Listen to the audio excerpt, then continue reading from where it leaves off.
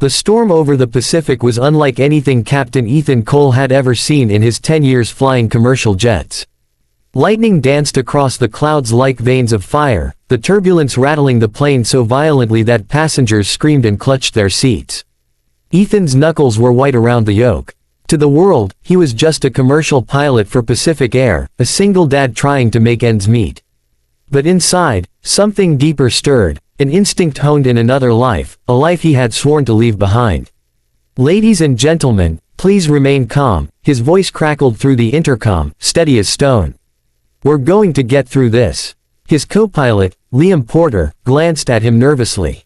"Ethan, radar's down. We're losing altitude. What do we do?" Ethan's jaw tightened. He'd been through worse, over Afghanistan skies, where the wind carried fire instead of rain. He took a breath. "We climb out of it manually. Trust me." The plane lurched, engines straining, but under Ethan's hands, it obeyed. When they finally broke through the storm's edge, the sky stretched white and silver, calm once more. Passengers applauded. Liam exhaled, shaking his head. "Man, that was insane. You flew like a fighter pilot." Ethan gave a small, distant smile. "Something like that." Ethan Cole lived a quiet life in Seattle. After losing his wife, Rachel, 5 years earlier to cancer, his world had narrowed to two things: his daughter Sophie and the sky. Sophie was 12, bright, curious, with her mother's green eyes. She was the reason he left the Air Force, the reason he'd traded adrenaline for safety, call signs for schedules. The days of Ghost Rider, the legendary F-22 pilot who once took down 3 enemy fighters in a single mission, were buried deep. He didn't want glory anymore. He just wanted to be a father. But destiny, as it often does, had other plans. It began on an ordinary Thursday. Ethan was flying Flight 217 from Seattle to Anchorage when his radio picked up an unexpected frequency, a military emergency channel.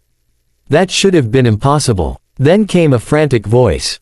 "Mayday, Mayday, this is Falcon 2. We're under attack, unknown drones, no response from base."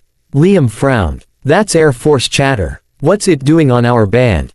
Before Ethan could respond, another voice cut through the static. "Any Allied aircraft in the vicinity, we need immediate assistance. Coordinates." Ethan's blood ran cold. The coordinates were right beneath them. He hesitated for only a second before he spoke into the mic.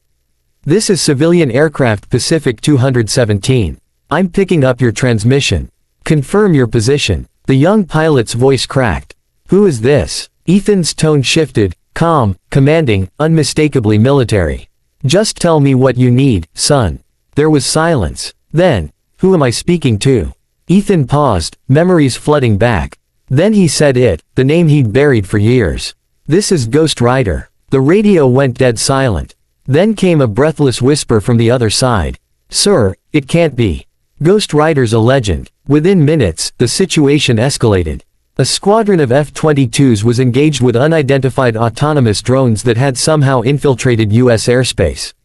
Ethan's plane, though commercial, was right above the chaos. The military couldn't risk shooting down drones with civilians nearby. Ethan's instincts roared to life. "Liam, take the controls.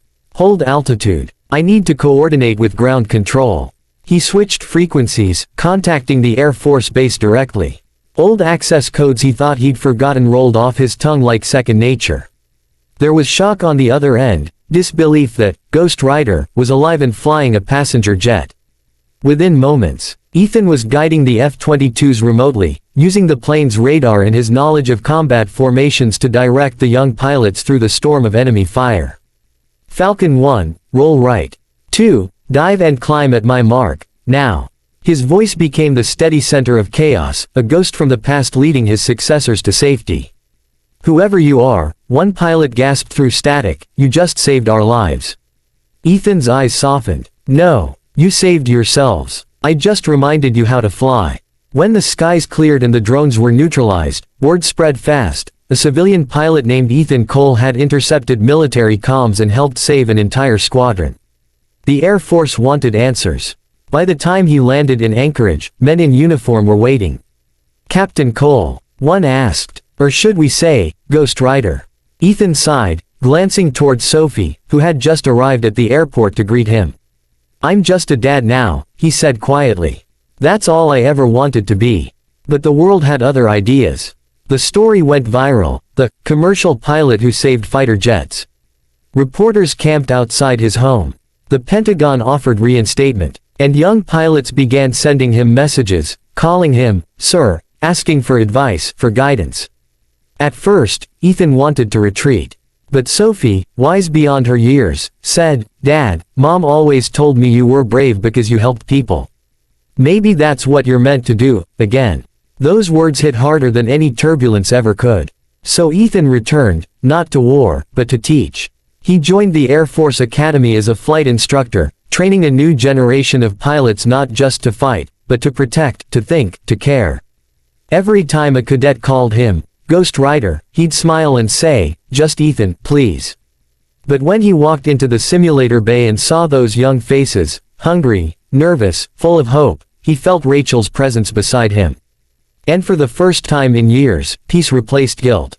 Months later, during a ceremony honoring his service, the same young pilot whose distress call he'd answered approached him, Lieutenant Marcus Hale. "Sir, I never got to thank you. If it weren't for you, my squadron wouldn't be here."